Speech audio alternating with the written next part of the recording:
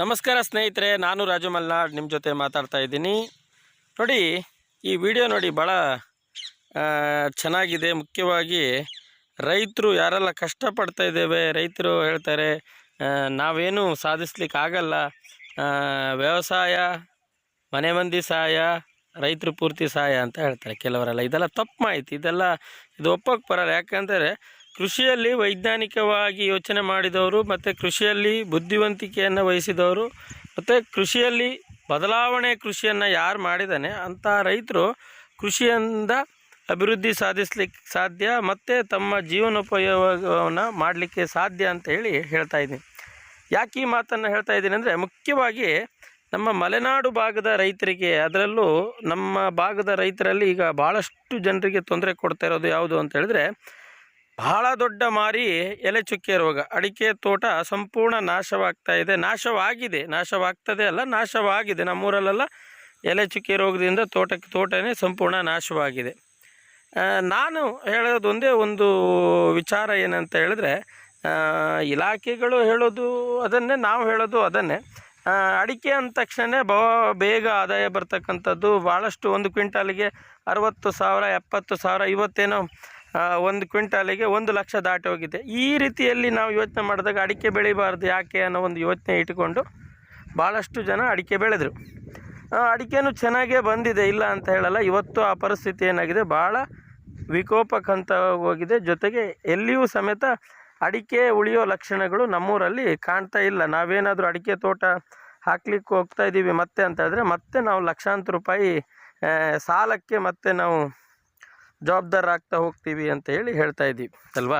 ಅದಕ್ಕೋಸ್ಕರ ಅಡಿಕೆ ಕೃಷಿ ಇರಲಿ, ಅಡಿಕೆ ಕೃಷಿ ಮಾಡೋದು ಅದು ಈಗ ವಿಜ್ಞಾನಿಗಳು ಹೇಳಿದಾಗೆ ಮುಂದೆ ಇನ್ನು ಎಷ್ಟು ವರ್ಷ ತನಕನೂ ಈ ಎಲೆ ಚುಕ್ಕೆ ರೋಗ ಇದೆ ಅಂತಕ್ಕಂಥದ್ದು ಹೇಳಲಿಕ್ಕಾಗಲ್ಲ. ಅದು ಭಾಳ ಇನ್ನೂ ಹಿಂದಿನ ವಿಡಿಯೋದಲ್ಲಿ ಹೇಳಿದಾಗೆ ನಾನು ಇನ್ನೂ ಅದಕ್ಕೆ ಪ್ರಯೋಗನೇ ಆಗ್ತಾಯಿದೆ ಬಿಟ್ಟರೆ ಪರಿಹಾರ ಸಿಕ್ಕಿಲ್ಲ. ಯಾಕಂತ ಹೇಳಿದ್ರೆ, ವಾತಾವರಣದಲ್ಲಿ ಕೊಲೆಕ್ಟ್ರಾಟೈಕಮ್ ಎಂಬ ಏನು ಈ ಶಿಲೀಂಧ್ರ ಏನಿದೆ, ಈ ಶಿಲೀಂಧ್ರ 35 ಡಿಗ್ರಿ ಸೆಲ್ಸಿಯಸ್ನಷ್ಟು ಉಷ್ಣಾಂಶದಲ್ಲೂ ಸಮೇತ ಜೀವಂತವಾಗಿರ್ತದೆ ಅಂದಾಗ, ನಮ್ಮ ಮಲೆನಾಡು ಭಾಗದಲ್ಲಿ ಆಲ್ರೆಡಿ ಜೀವಂತವಾಗಿ ಇರ್ತದೆ ಅಂತ ಹೇಳ್ತೀವಿ. ಯಾಕೆ ಈ ಮಾತು ಹೇಳ್ತಾ ಇದ್ದೀವಿ ಅಂತ ಹೇಳಿದ್ರೆ, ನೋಡಿ, ನಮ್ಮ ಮಲೆನಾಡು ಭಾಗದಲ್ಲಿ ತಂಪಾದ ವಾತಾವರಣ ಇರುತ್ತೆ, ಹೀಟಿನ ವಾತಾವರಣ ಕಡಿಮೆ ಅಲ್ವಾ. ಅದಕ್ಕೋಸ್ಕರ ಏನಾಗುತ್ತೆ, ಫಂಗಸ್ ಬೆಳೆಯೋದು ಹೆಚ್ಚಾಗುತ್ತೆ. ಮತ್ತು ನಾವು ಅಕ್ಕಪಕ್ಕ ಅಡಿಕೆ ತೋಟಗಳ ಅಕ್ಕಪಕ್ಕದಲ್ಲಿ ಏನಾಗುತ್ತೆ, ಮರಗಳನ್ನು ಬೆಳೆಸೋದ್ರಿಂದ ತಂಪಿನ ವಾತಾವರಣ ಜಾಸ್ತಿ ಆಗುತ್ತೆ. ಸ್ಪ್ರಿಂಕ್ಲರ್ ಅಳವಡಿಕೆ ಮಾಡೋದ್ರಿಂದ ವಾತಾವರಣ ತಂಪು ಜಾಸ್ತಿ ಆಗುತ್ತೆ. ಬಾಳೆ ಮರ ಎಲ್ಲ ಇರೋದ್ರಿಂದ ಅಡಿಕೆ ಮರಗಳಿಗೆ ಬಿಸಿಲು ಬೀಳೋದು ಕಡಿಮೆ ಆಗ್ತದೆ ಅಲ್ವಾ. ನಮ್ಮ ತೋಟದಲ್ಲಿ ನೋಡಿ, ಈಗ ಹೆಚ್ಚಿನ ಜನರು ಸ್ಪ್ರಿಂಕ್ಲರ್ ಅಳವಡಿಕೆ ಮಾಡ್ತಾರೆ. ಸ್ಪ್ರಿಂಕ್ಲರ್ ಏನು ಮಾಡುತ್ತೆ ಅಂತ ಹೇಳಿದ್ರೆ, ವಾತಾವರಣವನ್ನು ಇನ್ನೂ ತಂಪು ಮಾಡಿಸ್ತದೆ. ಈ ಫಂಗಸ್ ಬೆಳೆಯೋದು ತಂಪಲ್ಲಿ ಜಾಸ್ತಿ ಆಗೋದ್ರಿಂದ ಅದಕ್ಕೆ ಬೆಳವಣಿಗೆಗೆ ಜಾಸ್ತಿ ಆಗ್ತದೆ. ಈ ವಿಡಿಯೋದಲ್ಲಿ ನಾವು ಏನು ಮುಖ್ಯವಾಗಿ ಹೇಳ್ತಾ ಇದ್ದೀನಿ ಅಂತಂದರೆ, ಅಡಿಕೆ ಕೃಷಿನೇ ನಮ್ಮ ಜೀವನವನ್ನು ಸಾಧಿಸಲಿಕ್ಕೆ ಅಥವಾ ನಮ್ಮನ್ನು ಜೀವನ ಸಾಗಿಸಲಿಕ್ಕೆ ಮುಖ್ಯ ಅಂತಲ್ಲ. ಅಡಿಕೆಯ ಜೊತೆಗೆ ನಾವು ಬೇಸಿಗೆ ಕಾಲದಲ್ಲೂ ಸಹ ಸಾಕಷ್ಟು ಬೆಳೆಗಳನ್ನು ಬೆಳಿಬೋದು, ಅಲ್ಪಾವಧಿ ಬೆಳೆಗಳನ್ನು ನಾವು ಬೆಳಿಬೋದು ಅನ್ನೋ ಒಂದು ವಿಚಾರವನ್ನು ತಮಗೆ ತಿಳಿಸ್ತಾ ಇದ್ದೀನಿ. ನೋಡಿ, ಹಿಂದೆಲ್ಲ ಮನೆಯ ಒಂದು ಕೆಲಸಕ್ಕೆ ತರಕಾರಿಗಳನ್ನು ಬೆಳೀತಾ ಇದ್ದರು. ಇವತ್ತು ತರಕಾರಿ ಬೆಳವಣಿಗೆ ಕಡಿಮೆ ಆಗಿದೆ. ಜೊತೆಗೆ ಹಿಂದಿನವರು ಬೇಸಿಗೆಯಲ್ಲಿ ಶೇಂಗಾ ಬೆಳೀತಾ ಇದ್ದರು. ಬೇಸಿಗೆ ಟೈಮಲ್ಲಿ ಅಲ್ಪಾವಧಿ ಕೃಷಿಯಾಗಿರ್ತಕ್ಕಂಥ ಶೇಂಗಾ, ಬವಡೆ, ಉದ್ದು, ಎಳ್ಳು, ಆಮೇಲೆ ಹುರುಳಿ, ಮಳೆಗಾಲಕ್ಕೆ ಬೇಕಾಗಿರ್ತಕ್ಕಂಥ ಮೆಣಸು, ಇಂಥದ್ದನ್ನೆಲ್ಲ ಬೆಳೀತಾ ಇದ್ದರು. ಇವತ್ತು ನಮ್ಮೂರಲ್ಲಿ ಎಷ್ಟೋ ಗದ್ದೆಗಳೇನಾಗಿದೆ ಅಂತ ಹೇಳಿದ್ರೆ ಹಾಗೆ ಖಾಲಿ ಬಿದ್ದಿದ್ದಾವೆ. ಈಗ ಕೆಲವರೆಲ್ಲ ಕಲ್ಲಂಗಡಿ ಬೆಳೀತಾ ಇದ್ದಾರೆ, ಅದಕ್ಕೂ ಸಮೇತ ಸಾಕಷ್ಟು ನೀರು ಬೇಕು, ದುಡ್ಡು ಹಾಕಿ ದುಡ್ಡು ತೆಗಿಬೇಕಾಗತ್ತೆ, ಹೌದಾ. ಈಗ ನೀರನ್ನು ಸಮೇತ ಕಡಿಮೆ ಬಳಕೆ ಮಾಡಿಕೊಂಡು ನಾವು ಬೇರೆ ಬೇರೆ ಬೆಳೆಗಳನ್ನು ಬೆಳಿಬೋದು. ನೋಡಿ, ನಾನು ಇಲ್ಲೊಂದು ರೈತರ ತೋಟದಲ್ಲಿ ನೋಡ್ತಾ ಇದ್ದೀನಿ. ನೋಡಿ, ಇವರು ಕಡಿಮೆ ಕೃಷಿ ಅಂತ ಹೇಳಿದೆ, ಕಡಿಮೆ ನೀರಿನ ಬಳಕೆಯನ್ನು ಮಾಡಿಕೊಂಡು ಶೇಂಗಾ ಕೃಷಿಯನ್ನು ಮಾಡಿದ್ದಾರೆ. ನೋಡಿ, ಕೆಲವರು ಹೇಳ್ತಾರೆ ನೀರು ಜಾಸ್ತಿ ಬೇಕು ಅಂತ ಹೇಳ್ತಾರೆ ಅಲ್ವಾ. ಇದಕ್ಕೆ ಏನಕ್ಕೆ ಜಾಸ್ತಿ ನೀರು ಬೇಕು, ಮಧ್ಯೆ ಏನು ಮಾಡಿದ್ದಾರೆ, ಡ್ರಿಪ್ ಹಾಕಿದ್ದಾರೆ. ಡ್ರಿಪ್ಪಲ್ಲಿ ನೀರು ಏನಾಗುತ್ತೆ, ಆ ಕಡೆ ಈ ಕಡೆ ಸೈಡ್ ಹಾರುತ್ತೆ. ನಾವು ಇದಕ್ಕೆ ಫುಲ್ಲು ನೀರು ಕಟ್ಟಬೇಕು ಅಂತೇನಿಲ್ಲ. ನಮ್ಮಲ್ಲಿ ಮಲೆನಾಡಿನಲ್ಲಿ ಅಷ್ಟೊಂದು ನೀರಿನ ಇಲ್ಲದೇ ಇರೋ ಪರಿಸ್ಥಿತಿ ಯಾವುದೂ ಇಲ್ಲ. ಅಲ್ಪಾವಧಿ ಬೆಳೆಯಷ್ಟು ನೀರುಗಳು ಸಾಕಷ್ಟು ಸಿಕ್ಕೇ ಸಿಗುತ್ತೆ. ಆವಾಗ ಈ ಗದ್ದೆಯನ್ನು ನಾವು ಮುಂದಿನ ಮುಂಗಾರು ಬೆಳೆ ಅಂದರೆ ಜೂನ್ ಬರೋ ತನಕ ಸುಮ್ಮನೆ ನಾವು ಗದ್ದೆಯನ್ನು ಹಾಳು ಬಿಡೋದಕ್ಕಿಂತ ಬೇರೆ ನಾವು ಸ್ವಲ್ಪ ಯಾವುದೋ ಹುರುಳಿನೋ ಅಥವಾ ಎಳ್ಳು ಅಥವಾ ಶೇಂಗಾನ ಬೆಳೆದಾಗ ನಮಗೇನಾಗುತ್ತೆ, ಇದು ಆಟೋಮೆಟಿಕ್ಲಿಯಾಗಿ ನಮ್ಮ ಆದಾಯವನ್ನು ಜಾಸ್ತಿಗೊಳಿಸ್ತತೆ ಅಂತೇಳಿ ನಾವು ಈ ಸಂದರ್ಭದಲ್ಲಿ ಹೇಳ್ತಾ ಇದ್ದೀನಿ. ಅದನ್ನು ಮಾಡಬೇಕು ಅಂತಲ್ಲ. ನೋಡಿ, ಕೆಲವರು ಗೆಣಸು ಬೆಳೀತಾ ಇದ್ದಾರೆ. ನೋಡಿ, ಗೆಣಸನ್ನು ಬೆಳೆದು ವ್ಯಾಪಾರ ಮಾಡ್ತಾರೆ ಕೆಲವರು. ಈಗ ನಮ್ಮ ಮಲೆನಾಡು ಭಾಗದಲ್ಲಿ ಭಟ್ಕಳ ಸಂತೆಗೆ ಹೆಚ್ಚು ಹೋಗ್ತಾರೆ. ಹೆಚ್ಚು ಹೋಗೋದು ಯಾವುದು? ಬಾಳೆಕಾಯಿಗೆ ಜಾಸ್ತಿ ಹೋಗ್ತಾರೆ. ಆದರೆ ಬಾಳೆಕಾಯಿಗಿಂತನೂ ಸ್ವಲ್ಪ ಅಲ್ಪಾವಧಿ ಬೆಳೆಗಳನ್ನು ಬೆಳೆದಾಗ ಬೇಸಿಗೆಯಲ್ಲೂ ನಾವು ಬೆಳೆಗಳನ್ನು ಬೆಳ್ಕೋಬೋದು. ಯಾಕಂದರೆ ಮಳೆಗಾಲ ಜೂನ್ ತಿಂಗಳು ಸ್ಟಾರ್ಟ್ ಆಯಿತು ಅಂತಂದರೆ ಯಾವ ಬೆಳೆಯನ್ನು ಸಮೇತ ಬೆಳೀಲಿಕ್ಕಾಗಲ್ಲ ಅಲ್ವಾ. ಅದಕ್ಕೋಸ್ಕರ ಬೇಸಿಗೆಯಲ್ಲಿ ಸುಮ್ಮನೆ ನಾವು ಟೈಮ್ ಪಾಸ್ ಮಾಡೋದಕ್ಕಿಂತ ಇರೋ ನೀರಲ್ಲಿ ಸ್ವಲ್ಪವಾದಂಥ ಅಲ್ಪಾವಧಿ ಕೃಷಿಯನ್ನು ಬೆಳೆದ್ರೆ ನಮ್ಮ ಆದಾಯದ ಪ್ರಮಾಣ ಜಾಸ್ತಿ ಆಗುತ್ತೆ.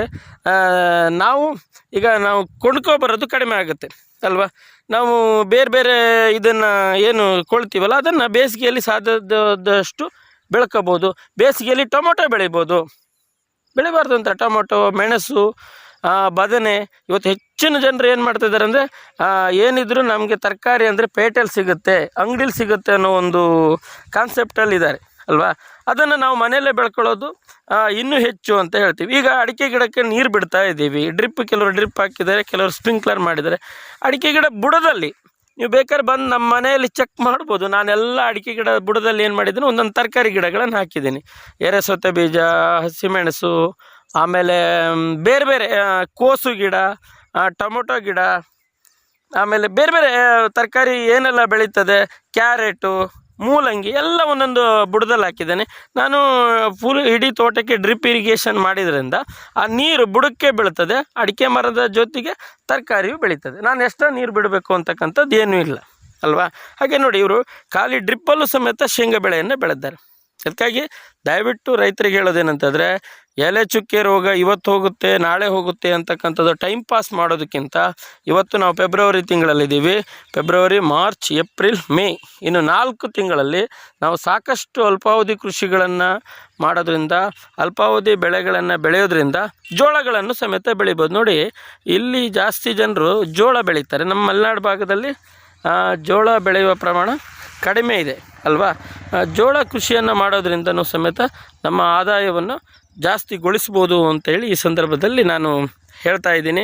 ದಯವಿಟ್ಟು ಈ ವಿಷಯವನ್ನು ಹೆಚ್ಚಿನ ರೈತರಿಗೆ ಶೇರ್ ಮಾಡಿ, ಅಲ್ಪಾವಧಿ ಕೃಷಿಗಳಿಗೆ ಹೆಚ್ಚಿನ ಒತ್ತು ಕೊಡಿ. ಯಾಕೆ ಈ ಮಾತು ಹೇಳ್ತಾ ಇದ್ದೀನಿ ಅಂತ ಹೇಳಿದ್ರೆ, ದೀರ್ಘಾವಧಿ ಕೃಷಿ ಬೆಳೆದಾಗ ಏನಾಗುತ್ತೆ ಅಂದರೆ ನಾವು 5-10 ವರ್ಷ ತನಕ ಕಾಯಬೇಕಾಗತ್ತೆ. 5-10 ವರ್ಷ ತನಕ ಕಾದರೂ ಸಮೇತ ನಮಗೆ ನಿರೀಕ್ಷಿತ ಬೆಳೆ ಬರುತ್ತೆ ಅಂತಕ್ಕಂಥದ್ದು ಹೇಳಲಿಕ್ಕೆ ಸಾಧ್ಯ ಇಲ್ಲ. ಬಟ್ ಈ ರೈತರು ನೋಡಿ, ಈಗ ಶೇಂಗಾ ಬೆಳೆದಿದ್ದಾರೆ, ನೆಕ್ಸ್ಟು ಮೆಕ್ಕೆಜೋಳ ಬೆಳೀತಾರೆ, ಬೇರೆ ಬೇರೆ ಕೃಷಿಯನ್ನು ಅವರು ಮಾಡ್ತಾರೆ. ನಾವು ದೀರ್ಘಾವಧಿ ಕೃಷಿ ಮಾಡಿ ನೀರು ಸರಿಯಾಗಿ ಸಿಗದೇ ಇದ್ದರೆ ಮಾಡಿದ ಕೆಲಸವೂ ಸಮೇತ ವೇಸ್ಟ್ ಆಗುತ್ತೆ. ನಿಜವಾಗ್ಲೂ ರೈತರ ಕೃಷಿಯನ್ನು ನಾವು ಮೆಚ್ಚಲೇಬೇಕಂತ ಹೇಳಿ ಈ ಸಂದರ್ಭದಲ್ಲಿ ಹೇಳ್ತಾ, ಹೆಚ್ಚಿನ ರೈತರು ಅಲ್ಪಾವಧಿ ಕೃಷಿಗೆ ಹೆಚ್ಚಿನ ಒತ್ತು ಕೊಡಿ. ದೀರ್ಘಾವಧಿ ಕೃಷಿಯಲ್ಲಿ ಏನಾದರೂ ಒಂದು ಸಲ ನಾವು ಕಳ್ಕೊಂಡಾವು ಅಂದರೆ ಲೈಫ್ ಲಾಂಗ್ ನಾವು ಹಣ ಕಳ್ಕೊಂಡಂಗೆ ಅಂತ ಹೇಳಿ ಸಂದರ್ಭದಲ್ಲಿ ಹೇಳ್ತಾ ಈ ಮಾತನ್ನು ಮುಕ್ತಾಯಗೊಳಿಸ್ತಿದ್ದೇನೆ. ಧನ್ಯವಾದ.